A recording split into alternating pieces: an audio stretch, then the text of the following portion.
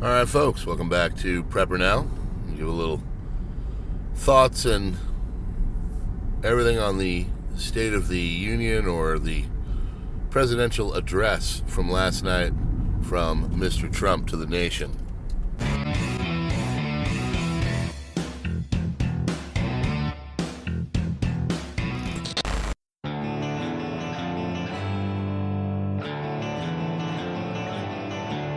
Welcome to PrepperNow.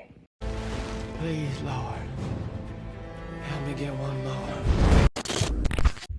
Ladies and gentlemen, this platform is actively targeting preparedness channels. Best way to fight it is to engage, like, share, subscribe, join us as a member, or join us on the other links in the description to end censorship. I forgot to add this in, so I'm going to put it right at the beginning. The whole tone of the speech before I get started on this video could be seen with a young man named DJ, who was the brain cancer survivor with a visible scar, full clad in police wear, talking about how he wanted to be a police officer, and then he gets the honorary Secret Service thing, hugs the Secret Service guy. During all of that, you heard nothing but contempt from the Democrats. How do you do that to a cancer survivor?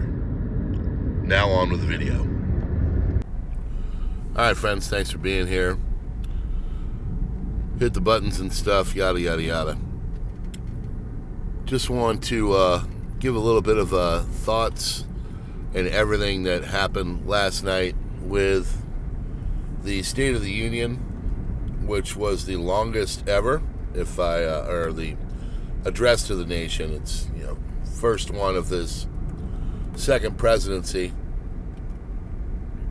but evidently it was the longest ever. The previous one was Clinton in 2000, so here we are. Well, I thought he started off a little antagonistic, but then again, I think he knew he was coming into a fight, and with all the shenanigans that the Democrat representatives put forth at the beginning, it would have been cool if they stopped kind of immediately and did their little protest thing and then kind of kept it to more reserved stuff, like the signs idea, saying, Elon steals or whatever, or false or whatever. That would have been a much better tactic. But they just don't know what they're doing anymore. And ABC News, who I watched it on because I wanted specifically to watch it from a leftist perspective, legacy media, they said, the Democrats don't have messaging. They don't really have a plan right now. And that is absolutely evident. They are rudderless. And the Republican Party is consolidated and strong with guidance and control of basically all the government. Not complete. There are definitely more rhinos. There's rhinos in there. You got people like Murkowski of Alaska still, but they are they've got the control. So he went through, and it took him a while to get going. He was just kind of throwing it back in their faces, talking about electoral wins and everything else, which is all fine and well. They really should be put in their place in the hopes that the Democrats will kind of figure out that people don't like what their platform represents anymore. But they don't get that. And a lot of them, especially the representatives in these hardcore 80% blue areas, they don't know what it's like to be challenged. They don't know what it's like to have to have policies that are a little bit more big tent than the specific stuff. And the problem with the Democrat Party is they have become identity politics. It's all about the skin color, what box you check, all that kind of stuff. That doesn't work real well, because when you're only going for one of those boxes to be checked, you have a whole bunch of other boxes that are sitting there going, what about me? So he got going, and I think some of the highlights and better moments were when he was talking about, first about Doge, and he is going through the list of all the different wasteful spending. And, you know, when he gets to the one about the mice, the 2.5, the million or a study to check to see if they can change their sex, you can tell that, like, most people in America were like, well, that's absurd. Yes, eggs are $8-9 for a dozen for most people right now. So when they hear that they're getting millions of dollars for experiments like that or whatever the heck that was, it doesn't play well with them. They want that money, their taxpayer stuff, into their hands. They don't want it going to other countries, other groups like that. The masterclass moment happened when he was talking about the fraud in Social Security. I bet 99% of the country had not heard any of those numbers, and that we have millions of people that are 148 years old, like millions and millions, that are collecting on Social Security, supposedly, maybe not, but supposedly, at ages where there's only a handful of these people that even alive, and many of them none at all. I doubt we have any 130 or 140 year olds. In fact, I'm pretty much sure we don't. So when you hear, however many million are collecting, and again, you're a small business owner on Main Street, USA, and your foot traffic's down and everything else, you don't care. Like, you don't want that money going to fraud. You don't want that money going to people that aren't alive or aren't real.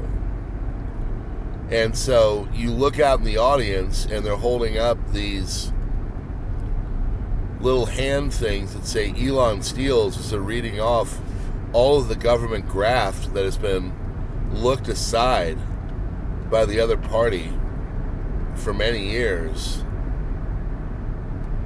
decades. I mean, it's arrogant. It's really arrogant. I don't think anybody's looking at Elon and saying he's stealing. Maybe what he's doing is taking people's jobs away. Okay.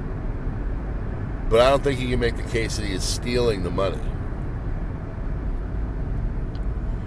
Trump finished strong. He talked about the Gulf of America. He talked about Greenland. He talked about peace with Zelensky. He talked about the minerals deal and all that, and talking to Putin. He really didn't mention a lot on Israel. He did talk about this Golden Dome thing. But for the most part, he had a strong message. He's not the most eloquent, but he definitely got his point across that he's going to try and clean up things, and that there's a lot of waste and graft in our government that needs to be looked at. That message was put out and promoted very clearly. So now we will look. I haven't looked at the Democrat response. I bet no one has. The ladies were sitting there in pink. Some of them had signs. Al Green got chucked out. I mean, when you're sitting there paying $9 for eggs, you want answers. And by the way, Trump did say he was going to be doing things on that and the tariffs and all that. We'll see. But people are not in a great financial state right now, and the opposing party's answer to things is to act childish at a public event. Not exactly instilling confidence by people that are still wondering, what do I do, and are still into the old left-right thing with I'm a Democrat and they're Republicans, and no matter what they do, I don't like it.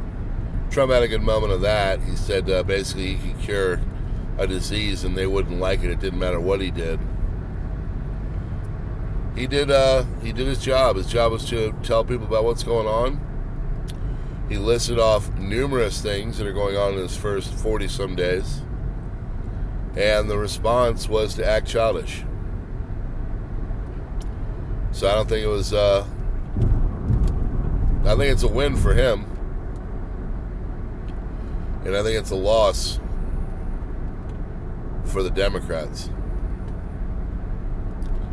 All right, friends, if you like what we're doing here, hit those buttons and stuff, darken out the bell, get the notifications. Never needed you to engage more than right now. No creators really know what the heck is going on and why YouTube has chosen this path. But we'll fight through it, and we're not going anywhere, okay? Subscribe to our locals, Twitter, X, Minds, Gab, all that. Join us, and we'll see you on the next one. God bless. PrepperNow out.